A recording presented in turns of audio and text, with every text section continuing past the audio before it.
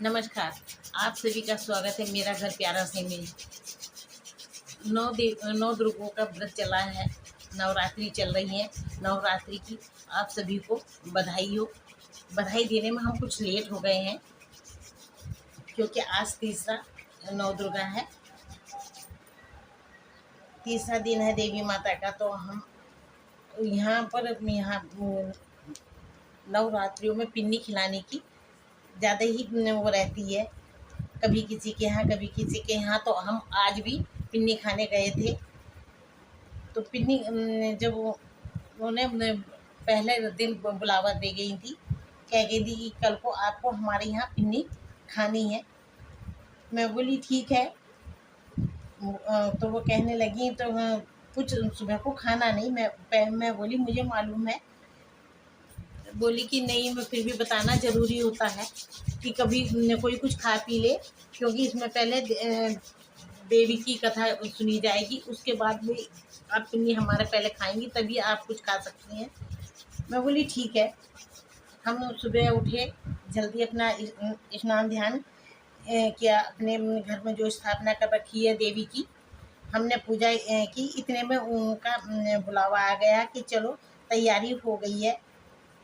मैं बोली और सब आ गई हैं कि हाँ सभी आ गई हैं, आप भी चलो। मैं बोली चलो।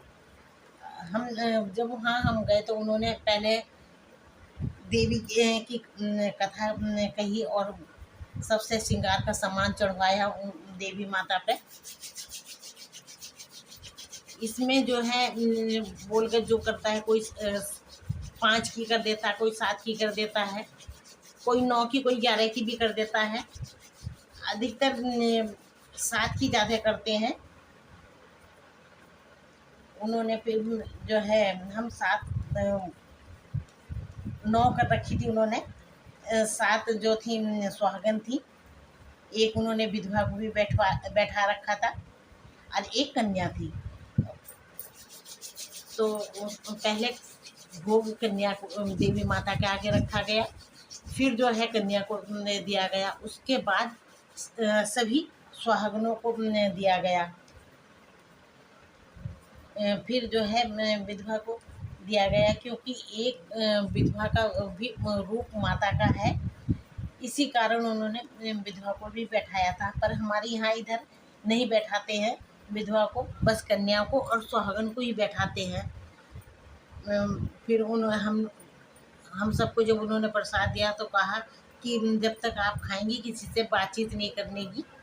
अगर आपको ये भूख कुछ ज़्यादा लग रहा हो, सामग्री ज़्यादा लग रही हो खाने की, तो आप जो है अपने जो निकाला गया है गौ माता के, तो उसमें ज़्यादा निकाल सकती हैं, पर ये खाना आप ही को है। हम सब ने पिन्नी को जब हमने ग्रहण किया, उसके बाद में उन्होंने एक मीठा पान सबको दिया, एक एक। कोई एक एक भी दे देता है, कोई एक ही पान के जितनी सुहागन होती हैं या जितनी उसमें बैठाई जाती हैं पिन्नी में, उनके लिए सबको छोटे छोटे टुकड़े भी दे देती हैं। उसके बाद उन्होंने नाश्ता चाय की व्यवस्था की। चाय में उन्होंने मखाने या कोटू की पकौड़ी, मूंगफली के दाने, इस ढंग से बाद में चाय नाश्ता भी कराया जाता है। फिर उन्होंने सबको पान देने के बाद श्रृंगार का सामान भी दिया, जितनी भी जिसकी सामर्थ्य होती है। कोई बिंदी का पत्ता ही दे देता है, कोई 5 वो भी कर देता है, सुहाग की चीज़ दे देता है। पर यहाँ हमें बिंदी का पत्ता दिया था उन्होंने। और जो सबने पैसे वह देवी पे चढ़ाए थे वो कन्या को दिए जाते हैं। इस तरह से ये पिन्नी की यहाँ ये परंपरा है। आपकी तरफ पिन्नी कैसे खिलाई जाती है?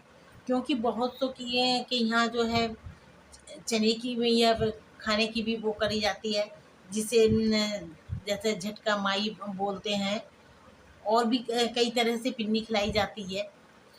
झटका माई के उसमें जो है